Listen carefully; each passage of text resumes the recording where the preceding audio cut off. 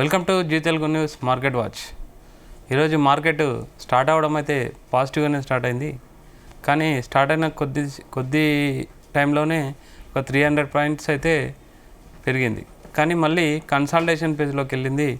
ఓవరాల్గా market closing చూసుకుంటే సెన్సెక్స్ వచ్చేసి 200 పాయింట్లు డౌన్ అయిపోయి 73,828 దగ్గర ఎండ్ అయిపోయింది. నిఫ్టీ వచ్చేసి 73 పాయింట్లు డౌన్ అయిపోయి 22,397 దగ్గర క్లోజ్ అయిపోయింది. బ్యాంక్ నిఫ్టీ 3 పాయింట్స్ మాత్రమే గ్రీన్లో ఉంది. అండ్ మిడ్ క్యాప్ వచ్చేసి ఇంచుమించు 0.7% అండ్ స్మాల్ క్యాప్ వచ్చేసి 0.5% వరకు అయితే పడిపోయింది. ఓవరాల్గా ఓన్లీ బ్యాంక్ సెక్టార్ తప్ప అన్నీ కూడా రెడ్ లైన్లోనే క్లోజ్ అయిపోయినాయి. ఈరోజైతే వీక్ లాస్ట్ ట్రేడ్, రేపు హాలిడే ఉంది, 2 days సాటర్డే సండే లేదు, మళ్ళీ మండే మార్కెట్ ఉంటుంది. మ్యాక్సిమం యాజ్ పర్ డాటా 10 మందిలో 9 మంది పోర్ట్ఫోలియోలు అయితే లాస్లోనే ఉన్నాయి. స్క్రీన్ ఓపెన్ చేసి చూస్తే మార్నింగ్ నుంచి అన్ని సెక్టార్లు కూడా కరెక్షన్లోనే ఉన్నాయి. అసలు మార్కెట్లో ఏం జరుగుతుంది, ఇన్వెస్టర్లు ఏం చేయాలి? మనతో మాట్లాడడానికి స్టాక్ మార్కెట్ అనలిస్ట్ రమేష్ పసుపులేట్ గారు ఉన్నారు. Hi sir. హాయ్ అండి. బౌన్స్ బ్యాక్ అవుతుందని ఒక ఆశతో ఉండే, కానీ ఇప్పుడు చూస్తే మార్కెట్ ఎలాంటి మూమెంట్ అయితే లేదు. ఎకనామిక్ యాక్టివిటీ కూడా పెద్దగా కనిపించట్లేదు అంటున్నారు. ఏం చేయాలి? ప్రజెంట్ మార్కెట్ని ఎలా అనాలిసిస్ చేస్తారు? డెఫినెట్గా మార్కెట్ వచ్చేసి ఎయిదర్ బుల్లిష్ లేదంటే బేరిష్, 2 ఫేస్లో లేదు. సో నిన్న కూడా మార్కెట్ చూస్తే నిఫ్టీ 150 పాయింట్స్ డౌన్ అయ్యి మళ్ళీ రికవర్ అయింది. సో అలాగే ఈరోజు ఒక 70 పాయింట్స్ అప్లో నుంచి మళ్ళీ నెగిటివ్లోకి పోయింది. సో అంటే మార్కెట్ ఏంటంటే న్యూట్రల్గా ఉంది. అంటే మార్కెట్ పెరిగితే ఏమో సెల్లింగ్ వచ్చేస్తుంది, అట్లాగే మార్కెట్ డౌన్ అయితేనేమో మళ్ళీ బయింగ్ వస్తుంది. ఇక్కడ నుంచి డైరెక్షన్ ఏం కనిపించట్లేదు. ఇది ఒక నెక్స్ట్ కొన్ని వీక్స్ కూడా ఇలాగే ఉండొచ్చు market. So maybe April 15th so Trump tariff ఒక క్లారిటీ వచ్చిన తర్వాత సో April 15th దగ్గర నుంచి మనకు ఒక డైరెక్షన్ తీసుకునే అవకాశం ఉంది. మార్కెట్ పైకి వెళ్తుందా కిందకు వెళ్తుందా, అప్పటి వరకు మార్కెట్ ఇలాగే ఉంటుంది, కన్సాలిడేషన్ స్టేజ్లోనే ఉంటుంది. అంటే ఇదే 21,800 నుంచి 22,800 మధ్యలోనే ఉంటుంది. సో మనం చూస్తే లాస్ట్ వీక్ చూస్తే 22,500 అబవ్ క్లోజ్ అయింది. మనం లాస్ట్ టైం మాట్లాడుకున్నట్లే 22,500 above at least 3 to 4 days close కావాలి, కానీ అలా జరగట్లేదు. 22,500 లాస్ట్ వీక్ క్లోజ్ అయినా కూడా ఈ వీక్ స్టార్టింగ్లోనే మళ్ళీ 22,400కి క్లోజింగ్ అయింది. ఇవాళ చూస్తే 22,370 దగ్గర క్లోజ్ అవుతుంది. అంటే సపోర్టింగ్ లెవెల్స్ దగ్గర నిలబడట్లేదు మార్కెట్. సో సపోర్టింగ్ దగ్గర నిలబడట్లేదు అంటే మళ్ళీ బాటమ్కి వెళ్ళే అవకాశం ఉంది. ఓకే, బాటమ్ ఎక్కడ ఉందంటే సో మొన్న చూసిన బాటమ్ ఏదైతే ఉందో 22,000 అక్కడికి వెళ్ళే అవకాశం కనిపిస్తుంది మళ్ళీ మార్కెట్. సో అక్కడ కూడా స్లిప్ అయితే 21,800 మేజర్ సపోర్ట్ దగ్గరికి వెళ్ళే అవకాశం ఉంది. అక్కడ చాలా స్ట్రాంగ్ సపోర్ట్ కనిపిస్తుంది 21,800. మళ్ళీ అక్కడ నుంచి 22,500కి వచ్చే అవకాశం ఉంది. మళ్ళీ ఇక్కడ కొంచెం కన్సాలిడేట్ అయ్యే అవకాశం ఉంది. 22,800 స్ట్రాంగ్ రెసిషన్, మనకి 22,800 రాగానే మళ్ళీ మార్కెట్ అక్కడ నుంచి స్ట్రాంగ్ సెల్లింగ్ వచ్చే అవకాశం కనిపిస్తుంది. So next 2 to 3 weeks, maybe 2 to 3 months కూడా, కొన్ని వీక్స్ 2 to 3 months కూడా మార్కెట్ ఇక్కడే కన్సాలిడేట్ అయ్యే అవకాశం కనిపిస్తుంది. సో ఈ లెవెల్స్ దాటితే సెల్లింగ్ వచ్చే అవకాశం ఉంది. అలాగే 21,800 రాగానే మళ్ళీ స్ట్రాంగ్ బయింగ్ వచ్చే అవకాశం కనబడుతుంది. ఓకే, ఓవరాల్ సెక్టార్లు చూసుకుంటే ఈరోజు రిలయన్స్ అండ్ హెచ్డిఎఫ్సి మార్కెట్ని కొంచెం బాగా డ్రాగ్ చేసేసారు. ఎందుకు రిలయన్స్ పైన ఎక్కువ సెల్లింగ్ ప్రెజర్ ఎక్కువ రావడానికి కారణం? అండ్ హెచ్డిఎఫ్సి నార్మల్గా FIIs, ఫారిన్ ఇన్స్టిట్యూషనల్ ఇన్వెస్టర్స్ వాళ్ళు ఎవరైతే ఉంటారో వాళ్ళు లార్జ్ క్యాప్లోనే ఉంటారు. ఓకే, ఎప్పుడైనా మార్కెట్ పడుతుందంటే, నిఫ్టీ పడుతుందంటే FII సెల్లింగ్ ఎక్కువ ఉందని, అలాగే బ్రాడర్ మార్కెట్ అంటే మిడ్ స్మాల్ క్యాప్ ఎక్కువ పడుతుందంటే DAI సెల్లింగ్ కూడా జరుగుతుంది అనేసి. ఓకే, సో మామూలుగా FIIs ఎప్పుడైతే మార్కెట్లో అనిస్థితి ఉందో వాళ్ళు ఎక్కువగా లార్జ్ క్యాప్లోనే ఉంటారు. ఓకే, అలాగే సెల్ చేసేటప్పుడు అందులోనే చేస్తారు. ప్రజెంట్ యాక్చువల్గా HDFCలో కానీ రిలయన్స్లో కానీ ఏం న్యూస్ లేదు. సో లాస్ట్ వీక్ కూడా ఇది రిలయన్స్ 1200 బిలోకి వెళ్ళి మళ్ళీ 1200 అబోవ్ వస్తుంది. సో అది కూడా కన్సాలిడేషన్ స్టేజ్లోనే ఉంది కాబట్టి సో ఒకరోజు పెరిగితే మరొక రోజు పడుతుంది. దీనికి రీజన్ అంటూ ప్రత్యేక రీజన్ అంటూ ఏం లేదు. Okay, so same with HDFC bank కూడా. ఈ రెండు ఏంటంటే మార్కెట్లో హైయెస్ట్ వెయిటేజ్ అయ్యే ఉన్నాయి కాబట్టి. అవును, మార్కెట్ అప్ అయినట్టు అయినా దాని ప్రభావం ఖచ్చితంగా ఉంటుంది. అవును, నిఫ్టీ లెవెల్స్ మీద ఎక్కువ అవకాశం పడుతుంది దీని మీద. Okay sir, overall sector wise చూసుకుంటే ఒక బ్యాంక్ సెక్టార్ తప్ప మిగతా అన్ని సెక్టార్లు కూడా కొంచెం రెడ్ లైన్లోనే క్లోజ్ అయిపోయినాయి. అంటే మార్కెట్ని ఇప్పుడు మనం అబ్జర్వ్ చేయాలంటే ఎలాంటి సెక్టార్లను చూడాలి? అంటే ఒకటి metal sector plus banking sector తప్పితే మిగతా అన్ని పడే అవకాశం కనిపిస్తుంది. ఎందుకంటే మెటల్ సెక్టార్ ఏంటంటే డాలర్ ఇండెక్స్ లో ఉంది కాబట్టి, సో ఇది మెటల్స్ ఎక్స్పోర్ట్స్కి వీటికి ఉపయోగపడుతుంది కాబట్టి సో మెటల్ సెక్టర్ బాగుంది. సో మెటల్ సెక్టర్ కంపెనీస్ అన్ని బాగానే రికవర్ అయ్యాయి లోస్ నుంచి. ఓకే. నెక్స్ట్ ఎన్బిఎఫ్సిస్కి మొన్న ఆర్బీఐ ఏదైతే గ్యారంటీ ఇచ్చిందో వాళ్ళని రేటింగ్, సో పాత రేటింగ్ నుంచి సో కొద్దిగా రేటింగ్ ప్లస్ చేసింది. సో ఎన్బిఎఫ్సిస్ ఏదైతే ఇంతకుముందు లోన్ ఇస్తున్నాయో సో వాటికి రేటింగ్ పెంచింది. సో కాబట్టి ఎన్బిఎఫ్సిస్ బాగుండే అవకాశం ఉంది. అట్లాగే ఆర్బీఐ మనకి రెపో కట్ ఉంది. నెక్స్ట్ మళ్ళీ ఆల్రెడీ ఒక రెపో కట్ జరిగింది ఫిబ్రవరిలో, మళ్ళీ ఏప్రిల్లో కూడా ఒక రెపో కట్ ఎక్స్పెక్ట్ చేస్తున్నాం. ఎందుకంటే ఈ మంత్ మనకి రెపో కట్ ఆల్రెడీ మళ్ళీ ఒక కట్ చేస్తారని అది డెఫినెట్గా ఎందుకంటే మనం చూసినట్టు ఇన్ఫ్లేషన్ లాస్ట్ ఫిబ్రవరి ఇన్ఫ్లేషన్ చూస్తే 4.3%కి వచ్చేసింది. కానీ గవర్నమెంటే ఈ రకంగా చూస్తే మిడిల్ క్లాస్ని బేస్ చేసుకొని బాగా ఇంప్లిమెంటేషన్ చేస్తున్నట్టు అనిపిస్తుంది. అవును, డెఫినెట్గా ఏ కంట్రీ అయినా వృద్ధి చెందాలంటే రెపో రేట్ తక్కువ ఉండాలి. అన్ని ఇంట్రెస్ట్ హోమ్ లోన్ కానివ్వండి, పర్సనల్ లోన్ కానివ్వండి, లేదా బిజినెస్ లోన్స్ కానీ ఇంట్రెస్ట్ రేట్ తక్కువ ఉన్నప్పుడే అప్పుడు డెఫినెట్గా ఆ రంగాల్లో లోన్స్ ఎక్కువ తీసుకొని వాళ్ళు ఇన్వెస్ట్ చేసి వృద్ధి చేస్తారు.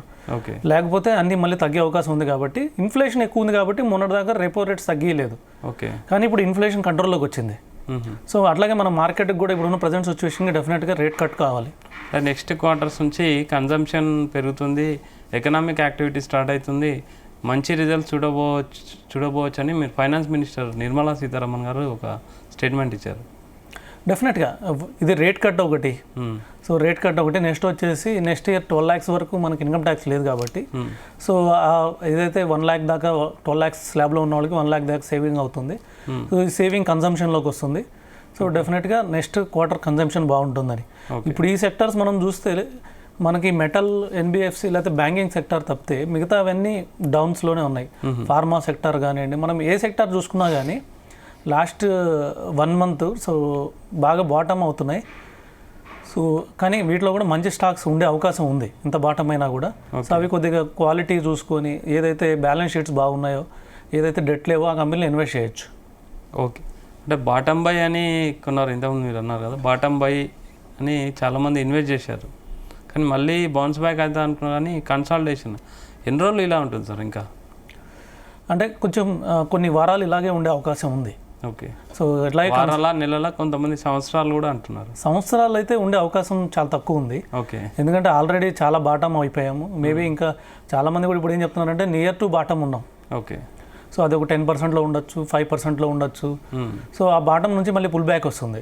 ఓకే. సో అప్పుడు దాకా వచ్చేసి మేబీ ఇంకొక కొన్ని వారాల నుంచి కొన్ని నెలల్లో మార్కెట్ మళ్ళీ స్టేబుల్ సిచ్యువేషన్కి వస్తుంది. Okay sir. Mid and small cap ఈరోజు కూడా 0.5 ఇంచుమించు, సో 0.7, 0.5 అట్లా పడిపోయినాయి. మిడ్ అండ్ స్మాల్ క్యాప్లో బయింగ్ చేయొచ్చా ఇప్పుడు? కొంచెం అంటే బయింగ్ అంటే అప్పుడే వద్దనే చెప్తానండి. ఎందుకంటే కొద్దిగా వెయిట్ చేయడం బెటర్. ఇంకా అంటే మళ్ళీ పడితే అవి కూడా ఎక్కువ పడతాయి. ఓకే. ఎక్కువ పడితే మిడ్ అండ్ స్మాల్ క్యాప్ పడతాయి. ఇంకోటి ఏంటంటే లాస్ట్ వీకెండ్ చూస్తే నిఫ్టీ స్టాక్స్ కన్నా ఈ బ్రాడర్ మార్కెట్ అంటే మిడ్ స్మాల్ క్యాప్ స్టాక్స్ బాగా పెరిగినాయి. ఓకే. కొన్ని స్టాక్స్ 15% పెరిగినాయి, కొన్ని స్టాక్స్ 20% పెరిగినాయి. ఇప్పుడు మళ్ళీ ఫాల్ వస్తే ఆ స్టాక్స్ ఎక్కువ పడే అవకాశం ఉంది. ఓకే. సో ఈ టైంలో కొనడం కన్నా సెల్ చేయడం కన్నా కొద్దిగా వెయిట్ చేయడం బెటర్ మిడ్ అండ్ స్మాల్ క్యాప్స్లో పర్టికులర్గా. కొనాలనుకుంటే లార్జ్ క్యాప్ మంచి నేమ్ ఉన్న స్టాక్స్ కొనుక్కోవచ్చు. సార్ లార్జ్ క్యాప్ మీరు అంటున్నారు, లార్జ్ క్యాప్ కూడా ఒకరోజు మార్కెట్ని అవే డ్రాగ్ చేస్తున్నాయి, పుల్ అప్ అవే చేస్తున్నాయి, పుల్ డౌన్ అవే చేస్తున్నాయి. ఇప్పుడు రిలయన్స్, హెచ్డిఎఫ్సి ఈరోజు మొత్తం మార్కెట్ని డ్రాగ్ చేసినాయి. లాస్ట్ వీక్ 2 days రిలయన్సే మొత్తం మార్కెట్ని డ్రాగ్ చేసింది.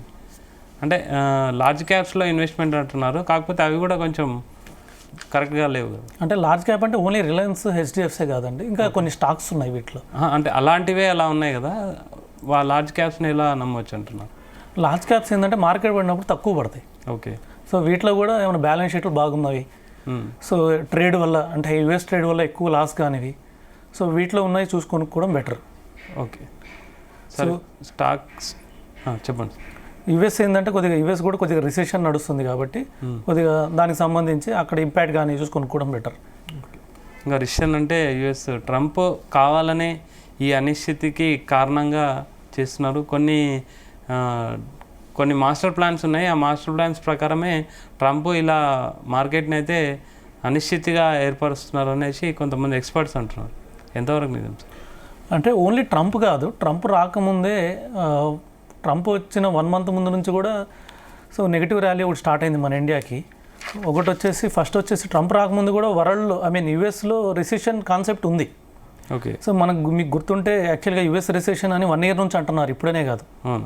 సో బైడెన్ ఉన్నప్పుడు కూడా రిసెషన్ స్టేజ్లోకి వచ్చే అవకాశం ఉంది, ఎందుకంటే వాళ్ళ ఇన్ఫ్లేషన్ ఎక్కువ ఉంది, వాళ్ళ 10 years బాండ్ ఈల్డ్ చాలా హైలో ఉంది, ఇప్పటికి కూడా హైలో ఉంది. సో కొద్దిగా రేట్ కట్స్ జరిగిన తర్వాత కూడా కంప్లీట్ ఇప్పుడు కూడా ఆల్ టైమ్ హైలో ఉంది, కాబట్టి వాళ్ళ రిసెషన్ 15% ఛాన్స్ ఉండింది. ఓకే. లాస్ట్ టైం కూడా వాళ్ళ ఫెడ్ గవర్నర్ 15% రిసెషన్ ఛాన్స్ ఉందన్నారు. అది ఇప్పుడు బికాస్ ఆఫ్ ట్రంప్ టారిఫ్స్ ఏదైతే ఉందో, ట్రంప్ ట్రేడ్ వార్ తోటి ఏం చేశారంటే ఆ ఛాన్సెస్ పెంచాడు. ఇప్పుడు ట్రంప్ ఏమనుకున్నాడంటే ఈ టారిఫ్స్ వేరే కంట్రీస్ మీద వేస్తే వాళ్ళు ఇంపోర్ట్ డ్యూటీస్ తగ్గిస్తారని అనుకున్నాడు. కానీ ట్రంప్ వేస్తున్న టారిఫ్స్ వేరే కంట్రీస్ మీద కాదు, ట్రంప్ వేస్తున్న టారిఫ్స్ వాళ్ళ పీపుల్ మీద, యుఎస్ పీపుల్ మీద ఈ టారిఫ్స్ ఎక్కువ వేస్తున్నాడు. దీనివల్ల ఇంకా వాళ్ళ ఇన్ఫ్లేషన్ పెరిగిపోయి ఇంకా ఎవరైతే రిటైర్డ్ పీపుల్ ఉన్నారో లేదంటే అన్ఎంప్లాయిడ్ పీపుల్ ఉన్నారో వీళ్ళ మీద ఎక్కువ పడే అవకాశం ఉంది. ఇది ఇంకా ఫర్దర్ రిసెషన్కి వెళ్ళే అవకాశం ఉంది, కొన్ని జాబ్స్ కూడా పోయే అవకాశం ఉంది. సో ఇది ఎలా ఉంటుందో కొన్ని రోజుల్లో మనకి క్లారిటీ వస్తుంది. స్టిల్ ఇప్పుడు కూడా ఏంటంటే 15% నుంచి 20% పెరిగింది. 100% ఛాన్స్ అయితే లేదు, మొన్న ట్రంప్ కూడా అదే అన్నాడు, 100% ఛాన్స్ అయితే లేదు అని చెప్పేసి రిసెషన్ కోసం.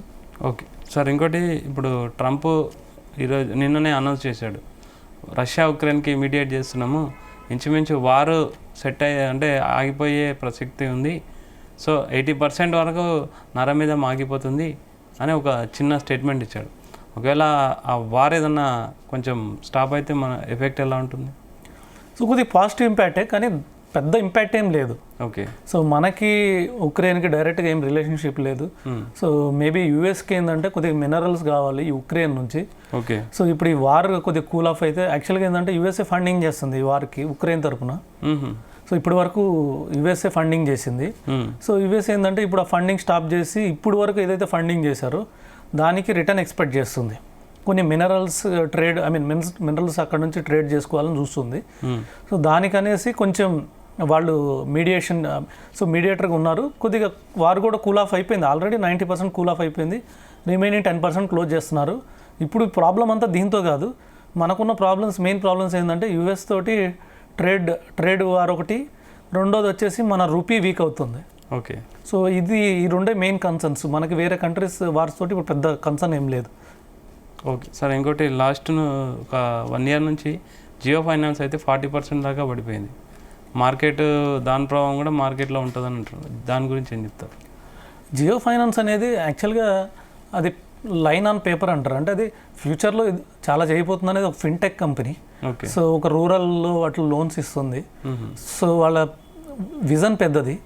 సో అన్నిట్లో కల్లా ఎన్బిఎఫ్సిలో కల్లా నెంబర్ 1 కావాలని వాళ్ళ విజన్ పెద్దది. ఓకే. సో అలాగే డెఫినెట్గా అది రిలయన్స్ గ్రూప్ కాబట్టి మార్కెట్ క్యాప్ హైలో ఉంది, ఆల్రెడీ మనకి నిఫ్టీలోని కూడా ఇంక్లూడ్ అవుతుంది అది. సో అన్ని ఫిన్టెక్ కంపెనీస్ పడినాయి. ఓకే. అన్ని స్టాక్స్ పడినాయి, అన్ని మిడ్ క్యాప్ స్టాక్స్ పడినాయి కాబట్టి ఆ స్టాక్ కూడా 40% పడింది. ఓకే. సో ఇంకా ఎందుకంటే అక్కడ కూడా రిజల్ట్స్ ఏం లేవు. సో అందుకని చెప్పేసి డెఫినెట్గా మార్కెట్ రికవర్ అయితే అది కూడా రికవర్ అయింది లాస్ట్ వీక్. ఓకే. మళ్ళీ ఇప్పుడు మార్కెట్ పడుతున్నప్పుడు అది కూడా పడుతుంది. ఓకే సార్, ఇంకోటి మార్కెట్ రేపు హాలిడే హోలీ కాబట్టి సాటర్డే సండే తర్వాత మండే, నెక్స్ట్ వీక్ మార్కెట్ ఎలా ఉండబోతుంది, నిఫ్టీ లెవెల్స్ ఎలా ఉంటాయి? ఎక్స్పెక్టేషన్ వచ్చేసి సేమ్ ఇదే లెవెల్స్, అంటే మళ్ళీ 21,800కి మళ్ళీ బాటమ్కి వెళ్ళే అవకాశం ఎక్కువ కనపడుతుంది. 21,800 కొద్దిగా వీక్నెస్ అయితే కంటిన్యూ అవుతానే ఉంది. సో అదేంటంటే 22,500 రాగానే సెల్లింగ్ వచ్చేస్తుంది. మనం 22,500 అయింది, మళ్ళీ క్లోజింగ్ మాత్రం 22,300 సంథింగ్. అదే 22,500 రాగానే సెల్లింగ్ వచ్చేస్తుంది. ఓకే. సో మళ్ళీ ఇంకా ఎక్కువ సెల్లింగ్ వస్తే 21,800 పోయే అవకాశం ఉంది. కొద్దిగా పాజిటివ్ ట్రెండ్ వస్తే 22,800 టెస్ట్ చేసే అవకాశం. Support immediate ఏదంటారు? మేజర్ వచ్చేసి 21,800. ఓకే. ఇమీడియట్ సపోర్ట్ అయితే 22,000, మేజర్ సపోర్ట్ 21,800. సో మనకు రెసిస్టెన్స్ వచ్చేసి 22,500, దానిపైన 22,800. ఇదే బ్రాడర్ మార్కెట్లోనే మూవ్ అవుతుంది మార్కెట్. ఓకే. అంటే బాటమ్ అనేది నియర్ అని అన్నారు కదా, నెక్స్ట్ వీక్ ఏమైనా వచ్చే అవకాశం ఉంటుంది? వచ్చే అవకాశం కూడా ఉంది. అవునా? కానీ వస్తే మళ్ళీ బయింగ్ వస్తుంది. ఓకే. సపోర్ట్ వస్తుంది. Okay. Okay, thank you very much. Thank you అండి.